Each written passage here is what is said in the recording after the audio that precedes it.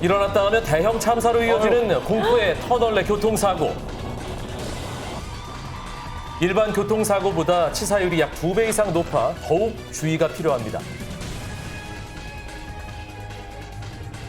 게다가 2차 사고로 이어지는 경우가 많아 안전에 만전을 기해야 하는데요. 운전자의 목숨을 위협하는 터널 사고, 그 위험성에 대해 자세히 알아보겠습니다. 평소와 다름없이 귀가 중이던 제보자. 아찔한 사고를 경험했다는데요. 갑작스러운 충격에 차가 회전하더니 벽과 충돌하고 맙니다. 빠른 속도로 달려오는 차에 의해 사고가 발생한 건데요. 그날 무슨 일이 있었던 걸까요? 안녕하세요. 그 터널 총 길이의 3분의 1 지점을 지났을 때 갑자기 뒤에서 굉음 같은 거 나더니 제가 돌고 있었어요. 상황 파악하면서 그러면서 아 큰일 났다. 이거는 진짜 이렇게 죽는구나 싶었습니다. 처참하게 파손된 모습만 봐도 당시 사고의 충격이 고스란히 느껴지는데요. 네. 터널이 낮에 들어가도 어둡잖아요. 상대방이 터널에서 과속을 했거든요. 터널은 양옆이 막혀 있고 벽이니까 좀 트여 있지도 않으니까 박아서 돌 때 앞, 뒤로 다 박았거든요. 그래서 어두운 데서 그렇게 하는 게 진짜 너무 무섭더라고요. 또 다른 제보자 역시 터널 사고를 경험했다는데요. 어떻게 발생한 사고일까요?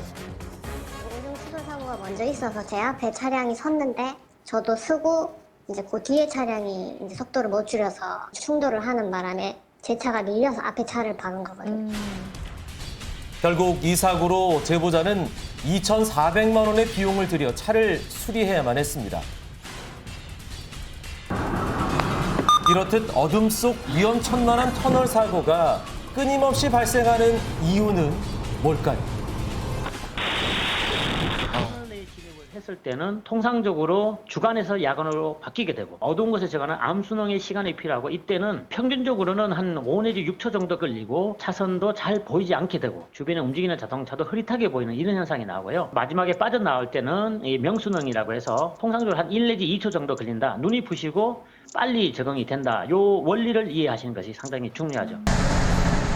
갑작스러운 환경의 변화로 터널 내 위험 요소를 인지하기 어렵다는 건데요. 네. 그렇다면 어떻게 대처해야 할까요?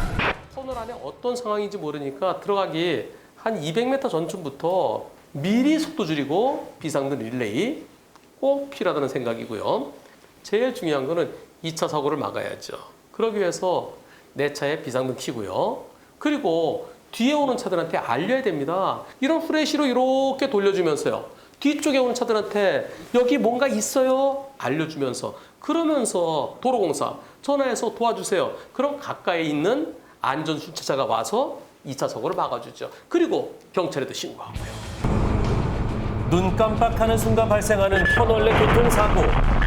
모두의 안전을 위해 운전자들의 각별한 주의가 필요합니다. 교차로에 진입하던 제보자, 신호에 따라 직진하는데요. 그때 신호 위반하는 상대차를 발견. 멈추자마자 오토바이와 충돌했습니다. 어떻게 된 일이죠? 1차선으로 주행하고 있었는데 신호위반 차량이 교차로에 진입하고 서버린 거예요. 저도 이제 당황스러워서 급브레이크를 밟고 크락션 울려도 그대로 진행하면 박을 것 같더라고요. 그래서 핸들을 살짝 꺾었는데 우측 차선에서 바로 따라오던 오토바이가 제 옆을 충돌하면서 사고가 난 거죠. 상대차를 피하기 위해 핸들을 꺾으면서 뒤따라오던 오토바이와 충돌한 건데요. 쭉 가다가 신호위반에 들어오죠. 이 차를 피하느라고 오토바이랑 붙였는데요. 이때 보험사는 나랑은 안 부딪혔다. 비접촉이다. 비접촉이니까 60대 40이다. 이렇게 주장하는 경우가 대부분입니다. 보험 처리는 제대로 되고 있습니까? 그 신호위반 차량 운전자가 처음에 그냥 가려고 하던 걸 제가 내려가지고 손짓을 했더니 내려서 미안하다고 하셔가지고 제가 전화하고 있는 사이에 상대 운전자가 차를 가지고 가버리더라고요. 아, 이 차가 도망갔다고요? 그럼 뺑소니인데요? 뺑소니잖아. 잡았나요? 야간이라 CCTV도 번호판 식별이 안 된다 그러고 동선 추적도 힘들고 해서 처음에 조금 애를 먹다가 사고 이후에 한 10일 이상 경과된 시점에 운전자 확인됐다고 연락을 받았습니다. 이 차랑 직접 부딪히진 않았지만 이 차 때문에 오토바이 운전자가 크게 다친 거 뻔히 보고서도 차를 옆으로 대는 척하면서 도망갔다. 이것은 명백한 뺑소니입니다. 뺑소니 부상사고일 때 1년 이상의 징역형 또는 벌금 500만 원에서 3천만 원인데요. 저 차가 나한테 달려드니까 피한 거 이건 잘못이 아니에요. 이런 걸 긴급 피난이라고 합니다. 긴급 피난일 때는 나한테 위법성이 없기 때문에 나에게 책임이 없는 겁니다. 이 차의 보험사가 모든 것을 100% 손해배상해줘야만 마땅하겠습니다. 교통법규를 지켜야만 안전한 도로를 만들 수 있다는 것 명심하세요. 평상시와 다를 바 없는 퇴근길이었다는 제보자. 그런데 차 한 대가 나타나더니 순식간에 충돌하고 말았습니다. 맞은편 차로에 차가 없는 것을 확인한 후 정상 주행하던 중 발생한 사고에 피할 겨를이 없었다는데요. 직접 만나 이야기 들어봤습니다. 이 화물차가 살짝 툭 튀어나오니까 브레이크 밟을 시간도 없었고 피할 길이 없었습니다. 제보자는 녹색 신호에 정상적으로 진행하고 있었습니다. 제보자 입장에서는 중앙분리 화단이 있어요. 그리고 저 앞에 굴다리가 있습니다. 그래서 안 보이는 거죠. 안 보였다가 이때. 비보자에서는 녹색 신호일 때 맞은편에 차가 안 올 때 들어와야 되는데 제보자 차가 가까이 오고 있는데 그냥 쑥 들어왔어요. 상대 차가 못 보고 들어온 것 같은데요.